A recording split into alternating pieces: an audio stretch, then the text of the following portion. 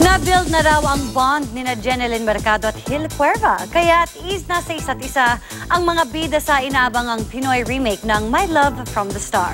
Makichika kay Nelson Canlas. Living the dream daw si Gil Cuerva ngayong tuloy-tuloy na ang taping niya ng My Love from the Star. Sabi ni Gil, pangarap niya lang noong makilala si Jeneline Mercado sa audition ng Pinoy remake ng sikat na Korean novela.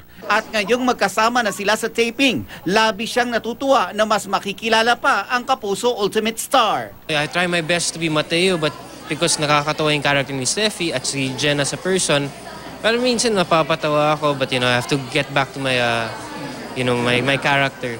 Sa pictorial ng dalawa, mapapansing at ease na sila sa isa't isa. It's work, pero I get to enjoy. I enjoy what I do, and I guess that's the best part about it. Kahit paano, nakapag-share na kami ng mga experiences namin. Importante yun eh.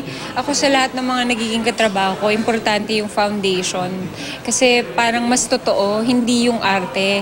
Sabi ni Jen, challenge para sa kanya ang mailabas muli ang kanyang natatagong galing sa comedy, habang ipinapakita ang lalim ng karakter ni Steffi. Akala nila kasi pag sinabi mong My Love from the Star o Steffi, nakakatawa lang, 'di ba? Yung parang makulit lang.